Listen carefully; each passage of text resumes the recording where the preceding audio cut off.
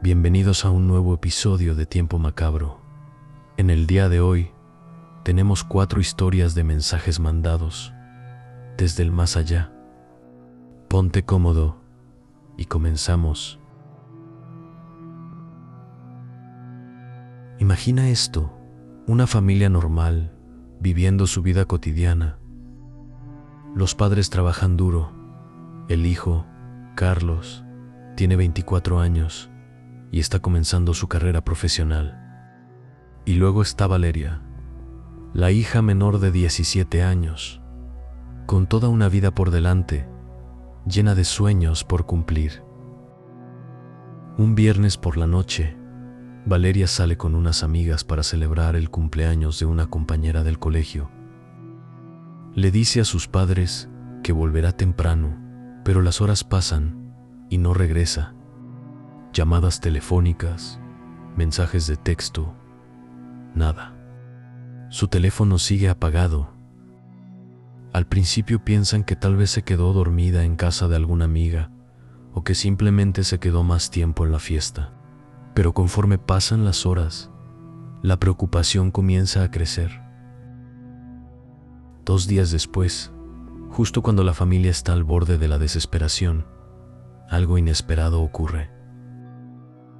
Carlos recibe un mensaje de WhatsApp.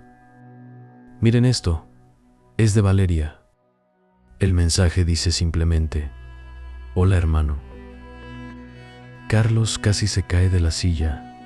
Su hermana lleva desaparecida desde hace 2 días. Rápidamente le responde: ¿dónde estás, Vale? Estábamos tan preocupados. Pero la respuesta que llega es extraña, casi como si ella no quisiera decir demasiado. Tranquilo, estoy bien, pero necesito que vengas a buscarme. ¿Dónde estás exactamente? La respuesta fue: no preguntes tanto, solo ven.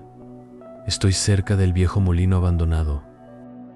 Camina por el sendero hasta que veas un árbol caído. Ahí te espero.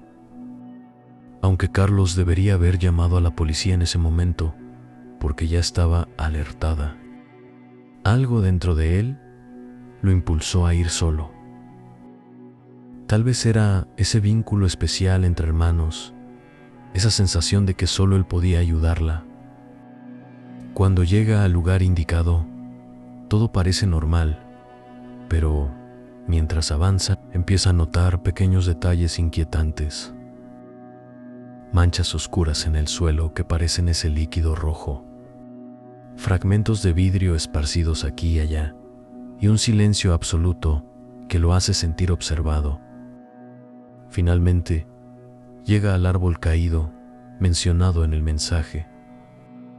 Se detiene justo antes de cruzarlo, esperando ver a Valeria. En lugar de eso, encuentra algo que lo deja paralizado. Un bolso rosa tirado en el suelo.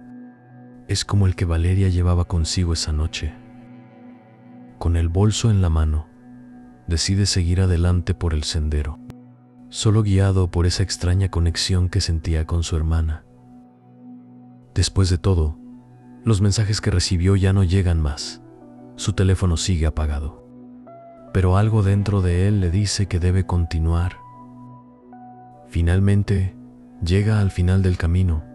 Allí, entre los arbustos, ve algo que lo deja sin aliento. Es Valeria. Su cuerpo está tendido en el suelo, rodeado de hojas secas. Su rostro está pálido pero pacífico, como si estuviera durmiendo. Carlos cae de rodillas, incapaz de contener las lágrimas. Sabe que ya es demasiado tarde. La abraza con fuerza sintiendo el frío de su piel y por primera vez comprende lo que realmente significaba ese último mensaje. No era una llamada de auxilio, sino una despedida. Carlos queda devastado. No puede procesar lo que acaba de descubrir. Mientras espera la llegada de la policía, no puede dejar de pensar en una cosa. Si esos mensajes eran realmente enviados por Valeria, ¿Cuándo los escribió? Esta es una historia que nos recuerda que a veces las últimas palabras de alguien pueden llegar incluso después de que ya no estén físicamente presentes. Y también nos hace preguntarnos, ¿qué pasaría si recibieras un mensaje de alguien que creías perdido para siempre? ¿Te atreverías a responder? No todas las almas cruzan al otro lado, y la historia que viene a continuación es una prueba de ello. El doctor Andrés Martínez estaba revisando historiales médicos en su oficina cuando el teléfono interno sonó. Era tarde, casi la medianoche, y el hospital estaba en calma. Andrés levantó el auricular con cierta pereza, esperando una consulta rutinaria, pero la voz al otro lado lo dejó helado. Necesito ayuda en el quirófano 3. La llamada se cortó de inmediato. Andrés se quedó mirando el teléfono confundido. No podía ser cierto. Había reconocido esa voz. Era la de la doctora Elena Morales, una cirujana que había sido despedida del hospital hacía 5 años, tras ser injustamente culpada por un error médico que le costó la vida a un paciente. Elena, una profesional brillante y dedicada, no pudo soportar el peso de la culpa. Cayó en una profunda depresión y meses después falleció. Andrés, quien había sido su amigo, siempre había creído en su inocencia, pero nunca había tenido pruebas para defenderla. Sin pensarlo 2 veces, Andrés salió de su oficina y se dirigió al quirófano 3. Al llegar, el quirófano estaba oscuro y en completo silencio. Allí no había nadie. Andrés encendió las luces. La sala estaba impecable, totalmente esterilizada y esperando para ser usada. Pero en el centro de la mesa de operaciones había un expediente médico abierto. Se acercó y lo examinó. Era el expediente del paciente que había fallecido años atrás durante la cirugía en la que Elena había participado. El informe detallaba los eventos del día en que el paciente había muerto, pero tenía una información que no había visto hasta ahora. No había sido culpa de Elena. El informe explicaba que, durante la cirugía, el anestesiólogo había administrado una dosis incorrecta de anestesia, lo que provocó una reacción adversa en el paciente. Elena, como cirujana principal, había hecho todo lo posible por salvar al paciente, pero el daño ya era irreversible. Andrés recordó aquel día con claridad. Él había estado en el quirófano, pero no había podido hacer nada para evitar la tragedia.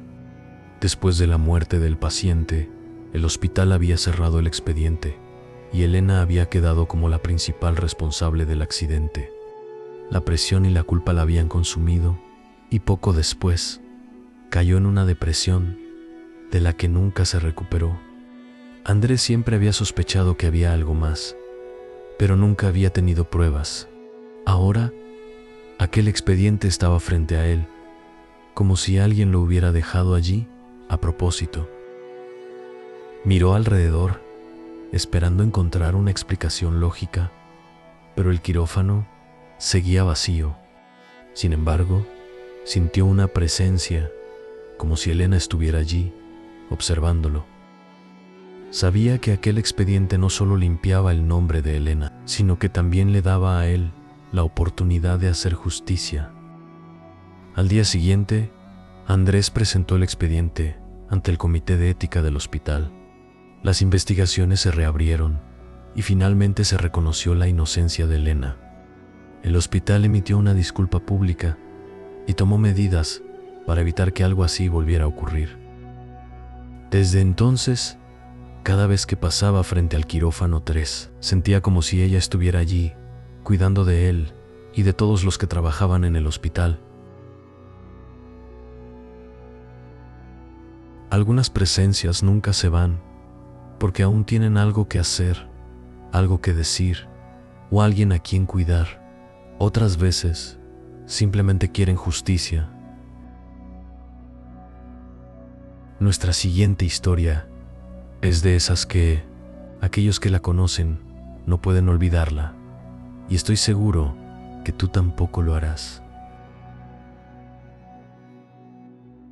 Esta historia transcurre en un barrio marginal del sur de España, donde las calles tienen sus propias reglas y la vida es más dura de lo que debería. Paco el Rana era conocido por todos. Desde joven, su destino estaba marcado. Cualquier hecho delictivo que le diera dinero, ahí estaba él. Las entradas y salidas de prisión formaban parte de su vida. Su mundo era ese: entrar y salir de la cárcel, rodeado de otros que, como él, habían aprendido a sobrevivir en un mundo donde la ley era solo una sugerencia. Paco había crecido viendo cómo su barrio cambiaba a sus habitantes y los volvía más rotos de lo que habían llegado. Su padre lo abandonó cuando aún no sabía atarse los cordones, y su madre, aunque intentó sacarlo adelante, no pudo evitar que cayera en el mismo destino que muchos jóvenes a su alrededor. A los 14 años ya había cometido su primer robo. A los 18, su nombre era bien conocido entre la policía. Era un tipo duro, sin miedo a nada, pero había una persona en el mundo que lo hacía sentirse humano: Sara, su mujer. Ella llegó a su vida cuando todavía tenía esperanza de salir del círculo vicioso en el que vivía. Con ella soñó con una vida distinta, con un futuro lejos del barrio, pero los sueños en ese lugar se desvanecían rápido. Cuando nació Dani, su hijo, juró cambiar, pero la falta de oportunidades y las malas decisiones lo llevaron una y otra vez de regreso al mismo camino. Una noche, en su pequeño piso, Paco preparaba su arma. Tenía un golpe planeado para el día siguiente. Algo rápido, fácil, lo justo, para aguantar unos meses sin preocupaciones. Mientras limpiaba la pistola, ocurrió lo impensable. Un error y la pistola se disparó, con tan mala suerte de acertarle a Sara que se desplomó en el acto. Su mirada, antes llena de vida, se apagó en cuestión de segundos. Paco gritó, intentó hacer algo, pero era tarde. Lo detuvieron esa misma noche. Nadie creyó su historia. Un delincuente más que se carga a su mujer, decían los vecinos. En el juicio, la condena fue clara: 20 años de prisión sin posibilidad de revisión. Pero lo peor no era la cárcel, él ya estaba acostumbrado. Lo peor era cargar con la culpa de lo que había hecho. Todo el barrio, incluido su familia y su hijo, ahora lo veían como algo que él no era. Cada noche, al cerrar los ojos, veía a Sara con la misma expresión de sorpresa y dolor. Los meses pasaron y en el barrio la historia se convirtió en un recuerdo lejano, simplemente otro crimen más en la lista de los olvidados. Pero un día, algo extraño sucedió. Dani, el hijo de Paco y Sara, un chico de apenas 16 años, recibió una llamada. Al otro lado de la línea, una voz le resultaba familiar. Dani, soy mamá. El muchacho sintió cómo se le helaba la sangre. Pensó que era una broma cruel, pero la voz siguió hablando, con el mismo tono cálido que recordaba. Fue un accidente, hijo. Tu padre no lo hizo queriendo. Él nunca me haría daño. No lo odies por esto. Dani sintió un escalofrío recorriéndole todo el cuerpo. Trató de responder, de preguntar algo, pero la llamada se cortó. Se quedó con el móvil en la mano, temblando, sintiendo que su mundo se venía abajo. Corrió al salón donde su abuela veía la televisión y se lo contó. Ella negó con la cabeza, intentando convencerlo de que era imposible, pero en sus ojos había miedo. Dani pasó días preguntándose si lo que había escuchado era real o solo una cruel jugarreta de su mente. Pero la voz era la de su madre. El rumor empezó a correr por el barrio. Algunos decían que Sara se había comunicado desde el más allá para limpiar el nombre de Paco. Otros que Dani fue manipulado por su padre y que se lo inventó todo. A día de hoy, la historia de Paco y Sara sigue estando muy viva en ese barrio, y Paco sigue en la cárcel por el delito que cometió. El mundo de los vivos y el de los muertos están más cerca de lo que creemos, y a veces algo o alguien encuentra la forma de cruzar de un lado al otro. Y hay historias en las que lo que parece un misterio es, en realidad, una prueba de que ciertos lazos nunca se rompen. Eugenia había enviudado hacía 6 meses. Había estado casada 35 años, pero un accidente de tráfico le arrebató a su marido. La pérdida de su esposo, Rafael, había sido repentina y dolorosa. Él era un hombre meticuloso y organizado, y siempre dejaba pequeñas notas dentro de la nevera para recordarle las cosas importantes. Compra leche, no olvides pagar la luz, te amo. Esas notas se habían convertido en un consuelo para ella, un vínculo que mantenía vivo su recuerdo. Una mañana, mientras preparaba el desayuno, Eugenia encontró una nota nueva. La letra era idéntica a la de Rafael, pero el mensaje la dejó helada. No te fíes de él. Se quedó mirando la nota una y otra vez. ¿Quién la había puesto allí? ¿De quién hablaba? No había nadie más en la casa, y la nevera estaba siempre cerrada. La nota no tenía sentido, pero la letra era inconfundible. Era la de Rafael. Los días pasaron y Eugenia no podía dejar de pensar en la nota.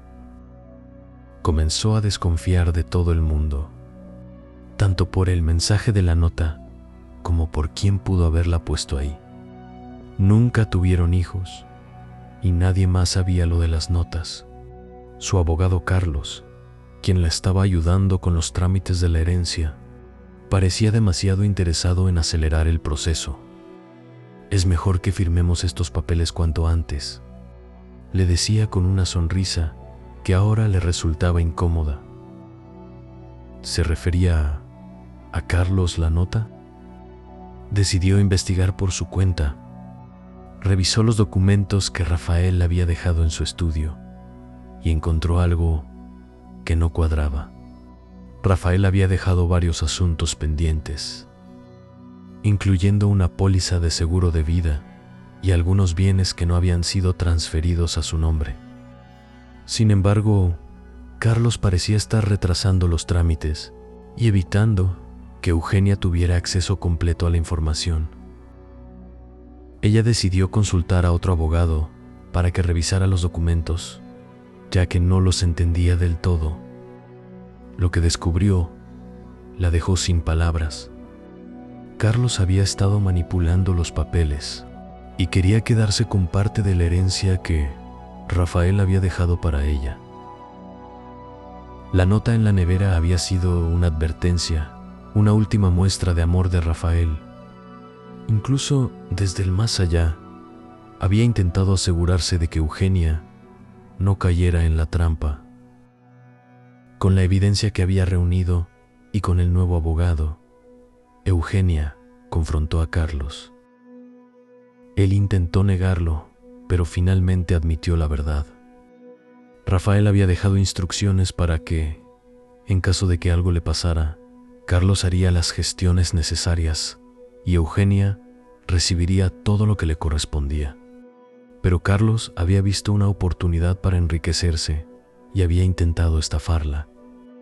Aunque dolida por la traición, Eugenia se sintió aliviada. Rafael, en sus últimos días, había intentado hacer lo correcto. Ella, gracias a esa nota, había logrado evitar ser engañada. Con el tiempo, logró resolver los trámites legales y recuperar lo que le correspondía.